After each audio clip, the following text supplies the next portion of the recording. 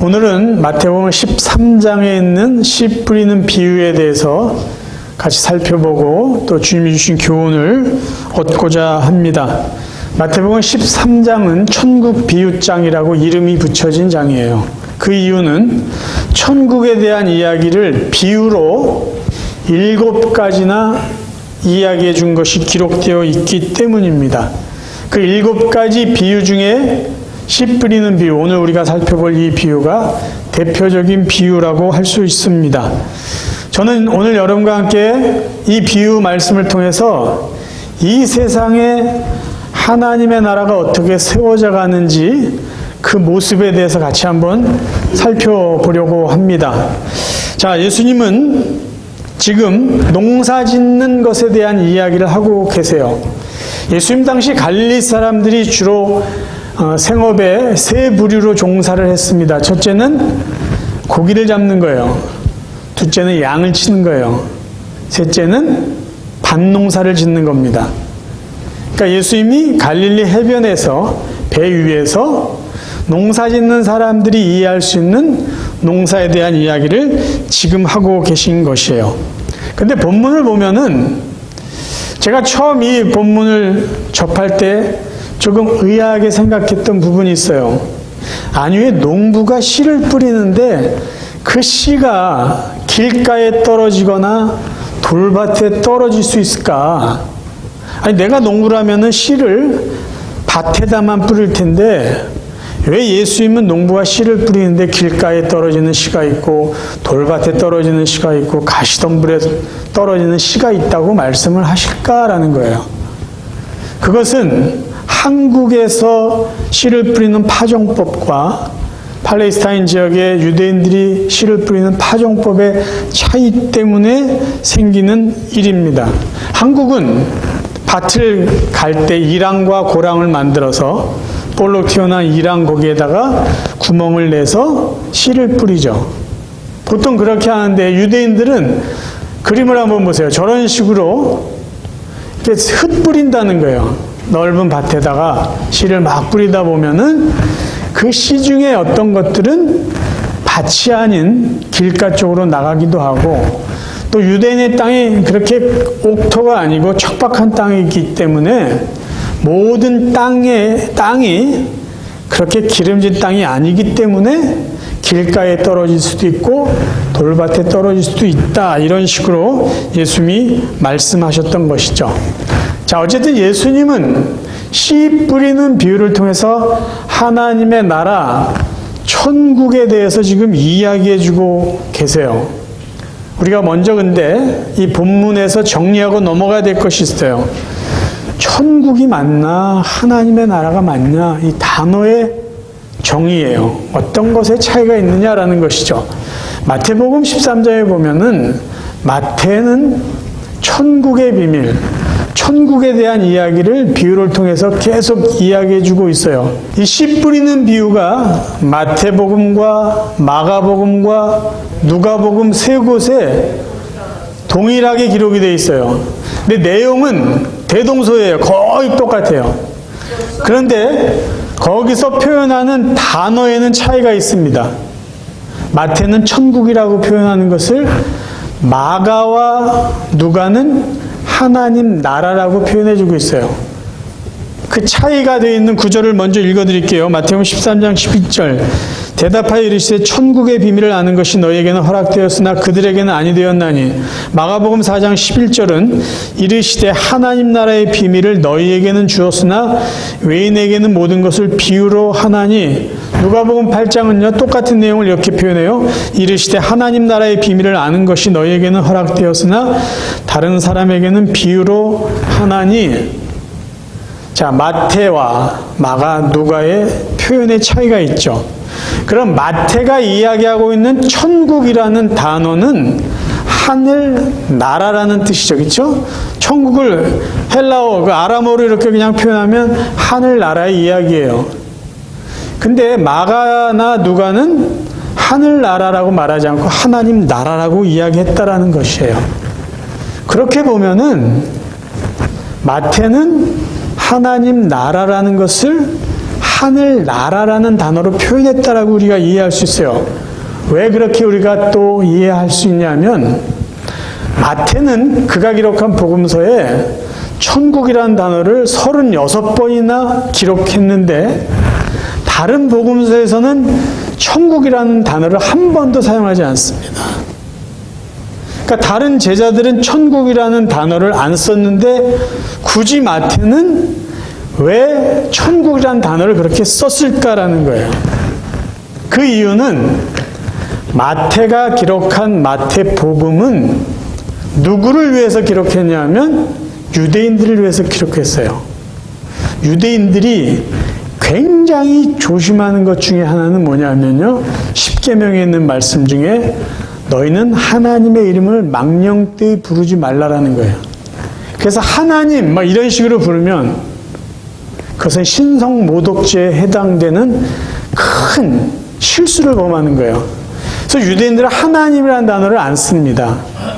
야훼, 아도나이, 주님 뭐 이런 식으로 표현하지 하나님이라는 단어를 감히 부르질 못해요. 그래서 마태가 하나님 나라라는 단어를 쓰는 것보다는 하늘나라, 천국이라고 쓰는 게 유대인들에게는 불편함이 없어요. 그래서 마태는 하나님 나라라는 표현 대신에 천국이라는 단어를 썼다라는 것이에요. 그러니까 저희들이 지금 천국의 비유 이것을 하나님 나라의 비유, 하나님 나라를 이야기하고 있구나라고 이해하신 것이 정확한 이해입니다. 자, 그럼 하나님 나라에 대해서 우리가 좀 더 생각해 보겠습니다. 나라를 구성하는 데는 세 가지 기본적인 요소가 있어요. 첫째는 주권이고, 두 번째는 국민이고, 세 번째는 영토, 땅입니다. 그러면 하나님의 나라를 구성하려면 이 세 가지 요소가 같이 있어야죠. 하나님의 주권이 있어야 돼요. 하나님의 백성이 있어야 돼요. 그 다음에 영토, 땅이 있어야 돼요. 그런데 우리가 기억해야 될 이 하나님 나라에 있어서 중요한 것은 장소의 개념보다 통치, 주권의 개념에 더 의미를 두어야 된다는 거예요. 왠지 아세요? 내가 하나님 나라의 백성이다라는 것을 규정하거나 인식하기 위해서 중요한 것은 내가 어디에 살고 있느냐가 아니라 누구의 통치를 받고 있느냐가 중요하기 때문이에요.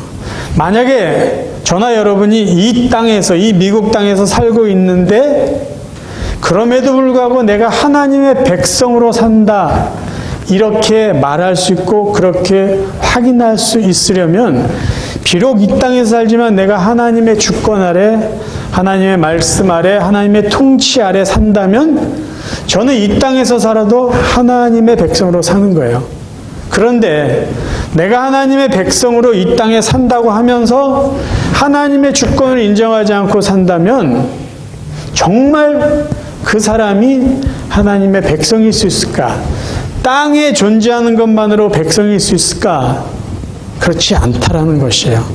그래서 하나님의 나라에 대한 이야기를 할 때 내가 하나님의 백성이다라는 것을 내 스스로 확인받으시려면 내가 하나님의 주권 속에 있느냐 그것을 우리는 확인하고 그렇게 살아야 된다라는 것이에요. 그래서 만약에 우리가 장소의 개념보다 통치, 주권의 개념으로 하나님의 나라를 이해하고 살아간다면 우리는 현재의 삶 속에서 하나님의 나라를 경험하며 살 수가 있게 되는 것이에요. 예수님께서 이미 현재적인 하나님 나라가 임했다고 말씀하셨는데요. 마태복음 12장 28절 하나님 나라가 이미 너에게 임하였느니라. 현재적인 하나님 나라에 대해 말씀하셨어요. 이 말의 뜻이 뭐냐? 지금 내가 여기에 가정에 있던, 예배당에 있던, 학교에 있던, 직장에 있던 지금 내가 하나님의 말씀에 하나님의 주권 아래 하나님의 다스림을 받고 산다면 그 자리가 바로 하나님의 나라라는 것이에요. 하나님의 백성으로 하나님의 주권 속에서 살고 있기 때문이죠. 그래서 이미 우리가 하나님의 주권 아래 살고 있다면 그 어느 장소는 중요하지 않습니다. 내 가정이 하늘나라가 될 수 있고요. 내 교회가 하나님의 나라가 될 수 있고 내가 살아가고 일하는 직장이 하나님의 나라가 될 수 있다는 것이에요. 그래서 하나님 나라를 이해할 때는요. 장소의 개념보다 통치의 개념이 더 중요하다는 것이에요. 그럼 이제 다시 이 비유 말씀에 들어가서 그럼 예수님은 이 밭 이야기, 씨가 뿌려지는 밭 이야기를 통해서 하나님의 나라를 이야기하려고 하는데 도대체 그 하나님의 나라는 어떤 나라일까요? 자, 마태, 마가, 누가 세 복음서에 동일하게 기록되어 있는데 누가복음 8장에 보면은 이 씨 뿌리는 비유에서 조금 더 쉽게 설명해 주고 있는 내용이 있어요. 그 말씀을 여러분과 나누면서 한번 본문을 좀 이해해 보기 원합니다. 8장 11절 이 비유는 이러하니라 씨는 하나님의 말씀이요 길가에 있다는 것은 말씀을 들은 자니 이에 마귀가 가서 그들이 믿어 구원을 얻지 못하게 하려고 말씀을 그 마음에서 빼앗는 것이요 바위 위에 있다는 것은 말씀을 들을 때 기쁨으로 받으나 뿌리가 없어 잠깐 믿다가 시련을 당할 때에 배반하는 자요 가시떨기에 떨어졌다는 것은 말씀을 들은 자이나 지내는 중 이생의 염려와 재물과 향락의 기운이 막혀 온전히 결실하지 못하는 자요 좋은 땅에 있다는 것은 착하고 좋은 마음으로 말씀을 듣고 지키어 인내로 결실하는 자니라. 자, 밭의 비유, 씨 뿌리는 비유를 통해서 하나님 나라를 설명합니다. 씨는 하나님의 말씀이에요. 밭은 무엇을 상징할까요? 하나님의 말씀을 받는 사람들의 상태예요. 마음 상태예요. 믿음의 상태입니다.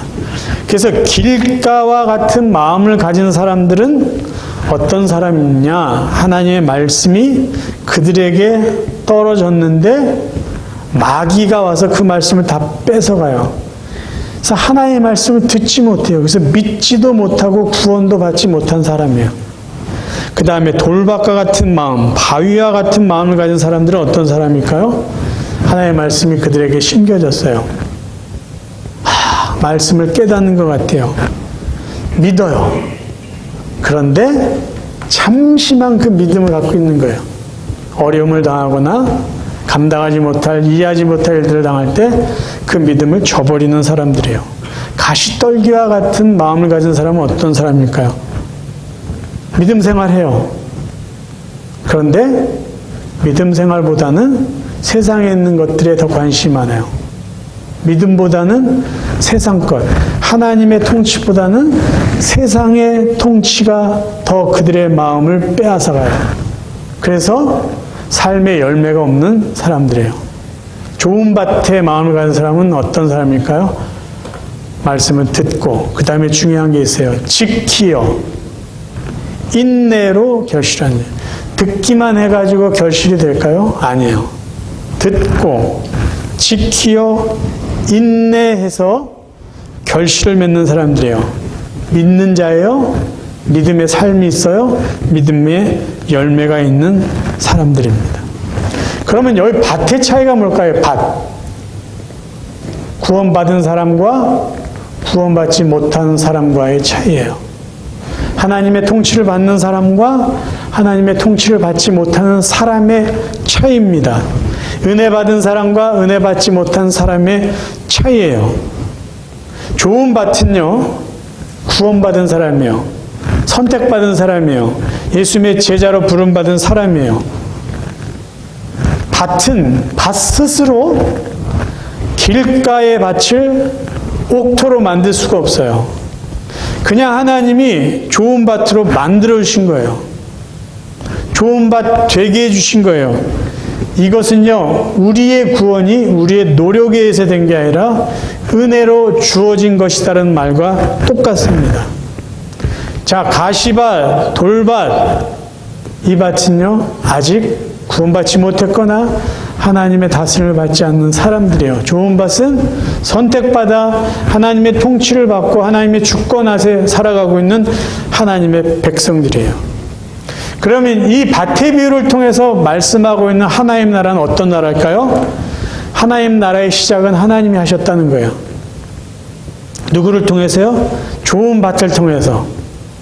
그리고 이 세상의 모든 밭은 좋은 밭을 통해서 하나님의 나라로 만들어져 간다라는 이야기를 지금 하고 계신 거예요. 지금 예수님이 말씀하고 있는 이 세상이라는 밭은요, 아직 하나님의 나라로 완성되지 않았어요. 4분의 1밖에 이루어지지 못한 하나님의 나라예요. 그러면 예수님이 여기까지 이야기하셨는데 더 이야기하려고 하시는 건 뭘까요? 우리로 하여금 적용하고 살라고 하시는 그 나머지 부분은 무엇일까요? 오늘 우리가 그것을 살펴보려고 해요. 그 하나님 나라가 확장되어가고 세워져가는 방법은 어디에 있을까요? 제가 도표를 하나 만들어 봤어요. 큰 네모 박스예요. 저게 세상이라고 우리가 가정을 해봅시다. 그 세상을 4등분해요. 세상에는 길가 같은 사람들이 살고요. 돌박 같은 마음을 가진 사람들이 살고요. 가시떨기 속에 이렇게 살아가고 있는 사람들이 있어요. 그 다음에 좋은 땅을 이루며 살아가고 있는 하나님의 백성들이 있어요. 자, 나머지 넷 중에 세 부분은 하나님의 통치가 없습니다. 열매가 없는 것이요. 오직 한 곳만 하나님의 통치가 있고 열매가 있는 곳이요. 그럼 이 큰 이 면적을 어떻게 열매 있는 땅으로 하나님의 나라가 드러나는 땅으로 만들 수 있을까요? 여러분, 좋은 땅의 결실이 30배, 60배, 100배로 맺혀진다고 했어요. 왜 그 땅에만 좋은 열매를 맺게 하셨을까요? 다른 땅에는 맺을 수가 없어요. 근데 왜 좋은 땅에서만 열매를 맺게 하셨을까요? 나누라고 하신 거예요. 나누라고. 원래 열매를 맺을 수 없는 땅이에요. 열매를 맺을 수 없는 땅인데 어떻게 하라고요? 열매를 맺는 좋은 땅에서 나온 결실들을 나누라는 거예요. 여러분, 30배의 결실을 맺은 땅에서 골고루 나머지 세 곳에 나누면은 몇 배로 다 같이 누릴 수 있을까요? 7.5배를 누릴 수 있어요. 60배의 결실을 맺은 좋은 땅, 이 사람이 나머지 세 부분에 골고루 60배를 나누면은 몇 배를 같이 누릴 수 있을까요? 15배예요. 100배의 결실을 맺은 사람이 있어요? 골고루 나눈다 그러면 몇 배를 다 같이 누릴 수 있을까요? 25배예요. 왜 하나님 우리를 구원해 주셨을까요? 왜 우리에게 은혜를 주셨을까요? 왜 우리에게는 하나님을 믿지 않는 사람들이 누릴 수 없는 그 많은 기쁨들과 감사들을 주셨을까요? 그들에게 나누라는 거예요. 이 세상에는요, 아직도 하나님을 하나님으로 인정하지 않는 사람들이 수없이 많습니다. 수 없는 나라가 하나님을 인정하지 않아요. 수 없는 지역에서 하나님의 통치를 받지 않고 살아가고 있어요. 그곳에 하나님의 백성이 가든지 보내든지 하나님의 은혜들을 나눌 때 그곳도 하나님의 나라가 될 수 있다는 것이에요. 왜 하나님의 백성들을 하나님께서 축복해 주실까요? 나누라는 거예요. 하나님의 나라를 너희들로 하여금 세워나가라 라는 책임을 주신 것이기 때문이에요. 구약성경에 보면은요, 하나님은요, 가진 자의 책임에 대해서 이렇게 말씀하십니다. 가지고 있는 자의 책임을 이렇게 말씀하세요. 두 구절만 말씀 나눕니다. 레위기 23장 22절. 너희 땅의 곡물을 벨 때에 반 모퉁이까지 다 베지 말며 떨어진 것을 줍지 말고 그것을 가난한 자와 거류민을 위하여 남겨두라. 나는 너희의 하나님 여호와니라. 신명기 15장 11절. 땅에는 언제든지 가난한 자가 그치지 아니하겠으므로 내가 네게 명령하여 이르노니 너는 반드시 내 땅 안에 내 형제 중 곤란한 자와 궁핍한 자에게 내 손을 펼지니라. 여기 땅을 가진 사람들이 자기의 노력으로 자기만의 실력으로 저 땅을 가졌을까요? 자기만의 수고로 땅의 곡물을 다 얻어낸 것일까요? 아니죠. 좋은 부모를 만날 수도 있어요. 아니면 누군가에서 저 땅을 가질 수도 있어요. 하나님이 저 땅을 주신 거예요. 여러 사람을 통해서, 수고를 통해서. 그 열매를 너만 갖지 말라는 거예요. 모퉁이 밭에 있는 거 그냥 놔두라는 거예요. 누구를 위해서? 거류민, 가난한 자들, 그들을 위해서. 그거 가지고 그 사람에 주면 자존심 상할 수도 있으니까 그냥 모른 척하고 놔두라는 거예요. 남겨두라, 그들에게 주라는 소리예요. 가난한 자들은 이 땅에 언제든지 있어요. 그러면 조금 부한 사람이 그들을 향해서 너희들은 왜 그렇게 가난하게 사냐? 왜 이렇게 게으르냐? 그렇게 책망하는 게 가진 사람이 할 일이 아니에요. 가진 사람이 할 일은요, 가지지 못한 사람들을 도와주는 거예요. 여러분, 가진 사람이 덜 가진 자를 돕는 건요, 선의를 베푸는 게 아니라 책임입니다. 책임. 선의라고 생각하면요, 자랑할 수 있어요. 교만할 수 있어요. 책임이라고 생각하면요, 당연하게 그 일을 할 수 있습니다. 여러분, 우리는요, 굉장히 많이 가진 사람들이에요. 구원의 은혜 외에요, 하나님의 자녀이기 때문에 우리에게 준 은혜들이 너무나 많아요. 기쁨, 은혜, 사랑, 지혜, 재능, 감사. 여러분, 세상 사람과 비교할 때도요, 전혀 부족함이 없습니다. 저희들은 오히려 더해요. 우리는 받은 자예요. 넉넉한 사람이에요. 그걸 갖고 어떻게 해야 될까요? 하나님이 하나님 나라를 이루라고 만들어가라고 우리에게 주신 것이 있는데, 만약에 우리가 그것을 깨닫지 못하고 나누지 못하고 갖고만 있어요. 그리고 그 은혜를 받지 못한 사람들을 향해서 정죄만 해요. 저 사람들은 왜 저렇게 살아? 그리고 내 것만 자랑한다고 한다면 이 세상 가운데 하나님 나라가 이루어질 수 있을까요? 아니면 같이 예수 믿는데 하나님 왜 저 사람은 60배의 복을 주시고 저는 30배밖에 안 주세요? 그리고 비교하면서 불평만 한다면 이 나머지 세상에 하나님 나라가 이루어질 수 있겠습니까? 왜 예수 믿는 사람, 하나님의 백성이 이렇게 많은데도 이 세상 안에 하나님 나라가 힘을 얻지 못하는 이유가 어디에 있을까요? 갖고만 있어서 그래요. 자랑만 하고 있어서 그래요. 나 혼자 즐기고만 있기 때문이에요. 하나님이 왜 저희들에게 이런 기쁨의 은혜, 감사의 은혜들을 주셨을까라는 걸 생각해 보세요. 나누라는 거예요. 왜요? 그래야 우리를 통해서 하나님 나라가 조금씩 커지고 세워지기 때문이에요. 여러분, 기억하실 거 있어요. 하나님은 우리의 자격이나 능력과 상관없이 은혜를 주셨어요. 좋은 밭 되게 하셨어요. 그리고 열매를 맺게 해주셨어요.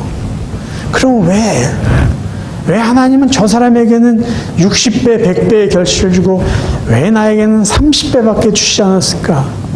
그 이유가 뭔지 아세요? 사랑 차이가 아니에요. 책임의 차이예요. 책임. 여러분, 100배 결실 맺은 사람은요, 그만큼 나누라는 책임을 받았다고 알으셔야 돼요. 30배 받은 사람은요, 30배의 책임을 나누라고 주었다라고 생각하시면 돼요. 사랑의 차별이 아니에요. 책임의 차이일 뿐이에요. 그래서 저희들은 동일한 감사를 가지고 동일한 책임을 감당할 수 있을 것입니다. 이 세상에서도 더 가진 자, 더 높은 자에게 더 고상한 도덕적인 요구와 책임을 묻습니다. 그 대표적인 게 노블레스 오블리주예요. 노블레스 오블리주. 잘 아시는 말 아니에요. 귀족은 의무를 갖는다. 저 말의 의미의 뜻은 그거예요. 귀족은 의무를 갖는다.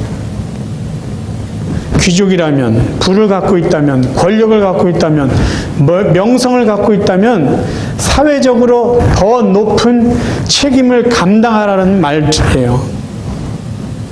아니, 세상에서도 그런 요구를 하는데요. 만왕의 왕인 하나님의 자녀인 저와 여러분, 온 우주의 주인인 하나님의 아들이고 딸인 저희들은 귀족이 아니에요. 왕족입니다. 왕족. 왕의 자녀들이에요. 왕의 자녀들은 왕족으로서의 품위를 유지해야 돼요. 격이 있는 삶을 살아야 돼요. 세상 사람보다 더 품이 있어야 되고요. 세상 사람들보다 더 수준 있는 도덕적인 가치를 갖고 살아야 될 사람들이에요. 그래야만이 우리를 통해서, 하나님의 백성 우리를 통해서 이 땅에 하나님의 나라가 더 세워져 갈 수 있다는 것이에요. 예수님께서 마태복음 25장에 달란트 비유를 통해서 하늘나라 이야기를 하고 계세요. 놀랍습니다. 이 쉬운 말 성경으로 읽으면요, 달란트 비유 이야기에서도 하늘나라 이야기를, 천국의 이야기를, 하나님 나라 이야기를 하고 계시다는 거예요. 쉬운 말 성경으로 마태복음 25장 몇 구절을 읽어드릴게요. 또 하늘나라는 멀리 여행을 떠나려는 주인이 자기 종들을 불러 돈을 맡긴 것에 비유할 수 있다. 그 주인은 종들의 능력에 따라 각각 5달란트, 2달란트, 1달란트를 맡기고는 먼 여행을 떠났다. 19절. 오랜 후에 먼 여행에서 돌아온 주인이 결산을 하려고 종들을 모두 불렀다. 자, 말세에 대한 이야기죠. 예수님이 이제 하늘나라 가실 거예요.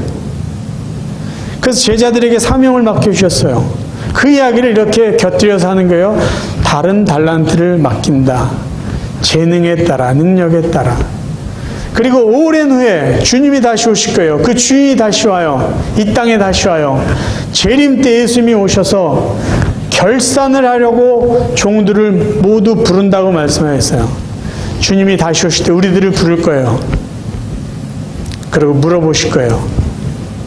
내가 너희들에게 준 것 가지고 무엇을 했느냐? 너희들은 나에게 받은 것을 가지고 무엇을 했느냐? 결산하실 겁니다. 30배, 60배, 100배의 결실을 갖고 무엇을 했느냐? 갖고 자랑만 했어요. 갖고 실컷 즐겼습니다. 아니면 많이 가진 것 사람 보고 불평만 했어요.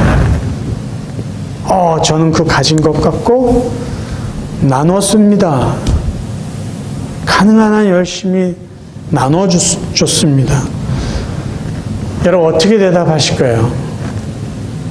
땅 끝에서 주님을 만날 때 여러분이 주님으로부터 받은 그 열매를 가지고 어떻게 했다고 말씀하시겠습니까? 하나님의 나라는 하나님께서 시작하셨어요. 하나님의 백성으로부터 시작하셨어요. 근데 그 하나님의 나라의 백성을 어떻게 세워가고 완성시켜 갈까요? 하나님의 백성들을 통해서 완성해 가세요. 구원받은 하나님의 백성들, 성도들의 책임은 무엇일까요? 거저받은 은혜에 감사하는 것이죠.